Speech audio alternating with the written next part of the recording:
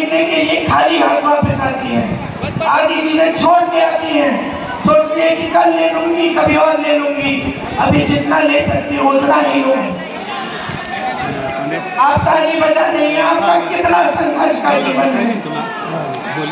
मोदी जी समझ पाते हैं इसको, वो जानते हैं कि आप मजदूरी भी करो तो मजदूरी करने के बाद घर आती हो, घर पूरा संभालती हो, खाना बनाने का काम, सफाई का काम, बच्चों की परवरिश का काम, और ये सारी चीजें दिल में ये घबराहट लेके करती हो कि आगे क्या होगा, अगर बच्चा बीमार पड़ जाएगा इलाज कैसे कराऊंगी, घर में मरम्मत करनी है तो पैसे नहीं है, चाहे जितनी भी मेहनत कर रही हूँ, चाहे मेरा पति, मेरे बच्चे जितनी भी मेहनत कर रहे हो, पूरी नहीं हो रही है मेहनत, कमाई काफी नहीं है, इलाज के लिए काफी शिक्षा करानी पड़ती है।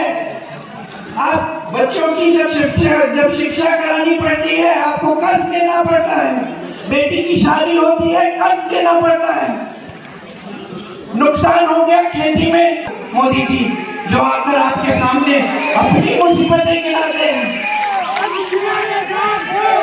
जो आकर आपके सामने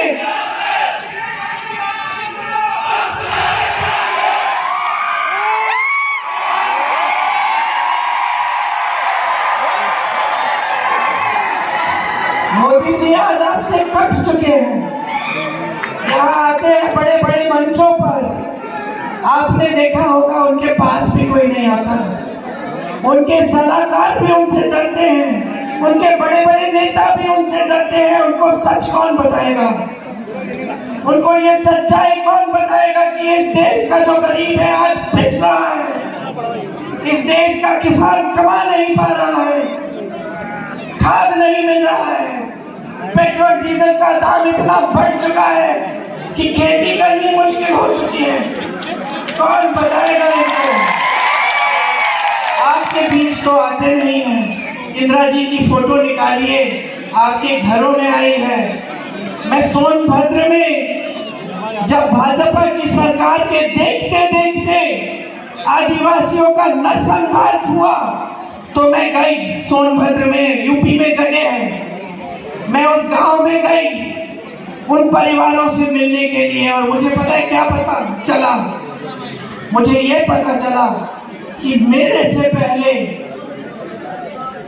कई दशकों पहले इंदिरा जी वहां गई थी, एक महिला थी वहां पे बूढ़ी सी, उसने मुझे खीर खिलाई और उसने मुझे कहा बेटी तुम्हारी दादी मेरे घर आई थी और मैंने तुम्हारी दादी को भी ऐसी खीर खिलाई।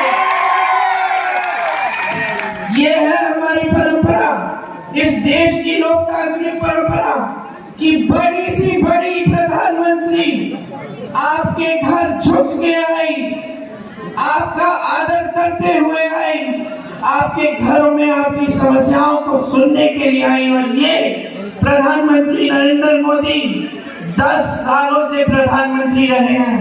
मैं चुनौती देती हूँ किसी को भी, एक फोटो निकाल लो किसी आदिवासी के घर के अंदर रहे,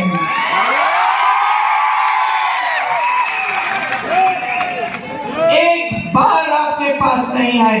कहते हैं कि बड़ी आदर है आपके लिए, कहते हैं कि वो आपके बेटे हैं, कि शबरी जी के पुजारी हैं।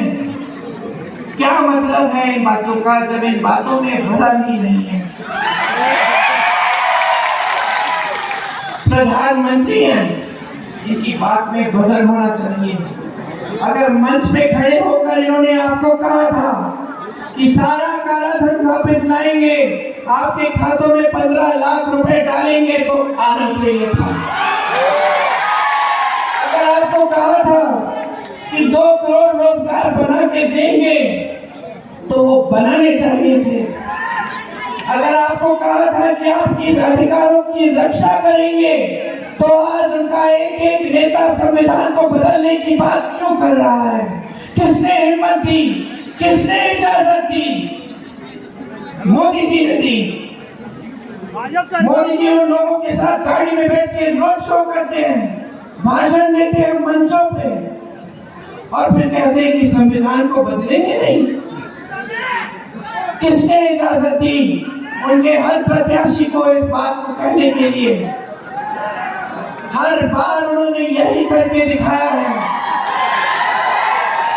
उन्होंने इस देश में एक ऐसी राजनीति स्थापित की है जो सिर्फ और सिर्फ सत्ता के लिए चलती है।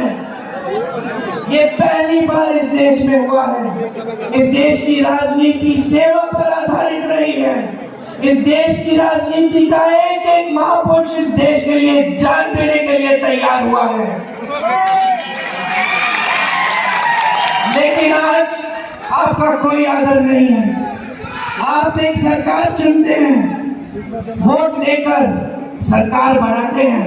महाराष्ट्र में आपने अपनी सरकार बनाई, क्या किया मोदी जी ने? आदर किया कि जनता ने बोला है हमें भाजपा की सरकार नहीं चाहिए, हमें अपनी सरकार चाहिए जो हमारे लिए काम करे। क्या आदर किया? आदर नहीं किया। पैसे खिला खिला कर, केस डाल डाल कर, दबाव डाल डाल कर विधायकों को खरीदा और अपनी सरकार घूस लेकर खुलेआम सबकी आंखों के सामने अपनी सरकार बना दी, लोकतंत्र के विपरीत। ये कैसे प्रधानमंत्री हैं? और ये देश की मीडिया क्या कहती है? वाह वाह, मोदी जी हैं तो मुमकिन है। वाह वाह, ये तो सिर्फ मोदी जी कर सकते हैं। हाँ, मुझे खुशी उन्हें अपने बड़े बड़े खरबपति मित्रों को दे दी। देश का कोयला, देश की सड़कों का ठेका, देश की बिजली, देश के हवाई अड्डे, देश के बंदरगाह, ये किसके थे? मोदी जी के थे। जेब से निकाले थे उन्होंने। इस देश की जनता ने अपनी मेहनत से बनाए, खून पसीना बहाकर बनाया। जितने नेता रहे इनसे पहले, सकती हूँ आपको, IIT, IIM, ISRO, DRDO, Bhakra Nangal dam, आप नाम लीजिए, कांग्रेस ने बनाया। आप नाम लीजिए, आपकी मेहनत से बना। और सारा एक के बाद एक, एक के बाद एक, एक के बाद एक अपने खरबपति मित्रों को दे रहे हैं। मैंने आपसे बोला कि मैं जानती हूँ कि जब आपको बेटी की शादी करानी है या बच्चों की शिक्षा करनी है, आप कर्ज लेते हो और आपका कर्ज माफ नहीं होता। आपको मालूम है कि इनके राज में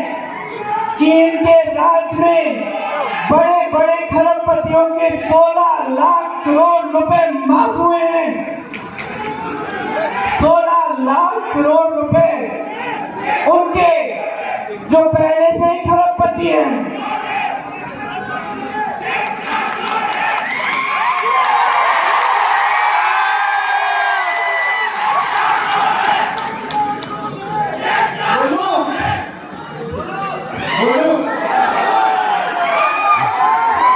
कर्ज माफ हो रहे हैं बड़े बड़े खरबपतियों के।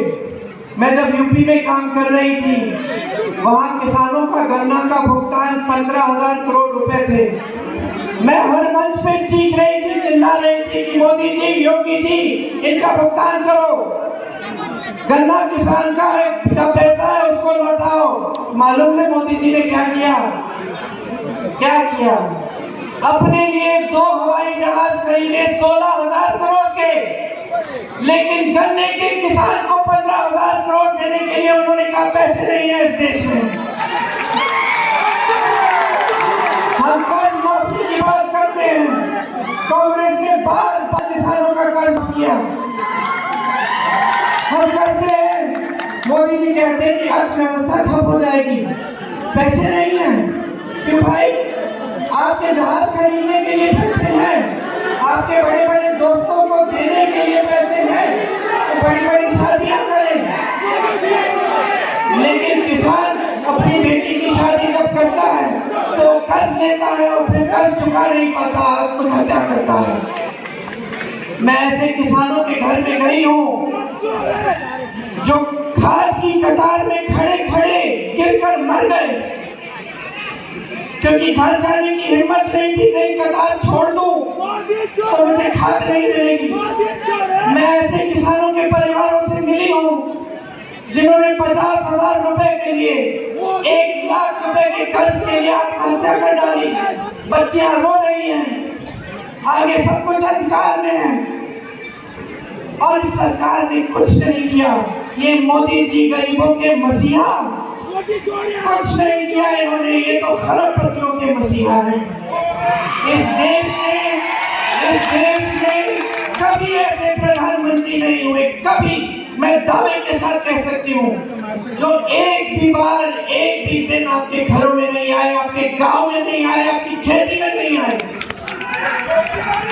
इनको बहुत हिम्मत दे दी है आपने, बहुत समर्थन दे दिया है। आप सच्चाई भी देख लो इनकी। ये जो टीवी पे आपको दिखता है सच्चाई नहीं है।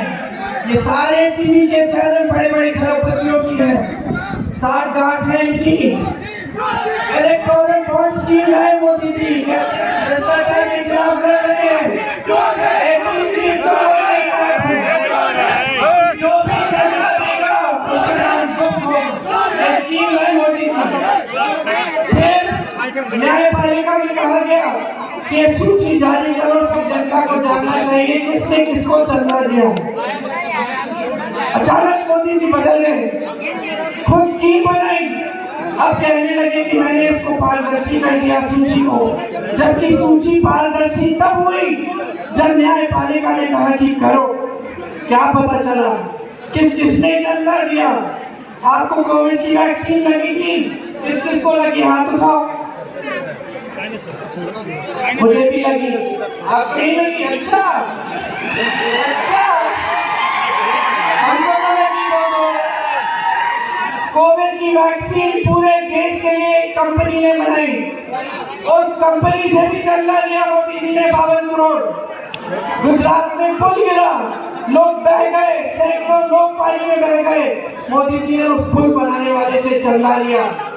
मोदी जी ने उन लोगों से चंदा लिया जिन पे छापा मारा था, चंदा लिया छापा बंद। उन लोगों से चंदा लिया जिनके ऊपर केस डाले थे, चंदा लिया। केस ठंडे बस्ते में चंदा है कि वसूली?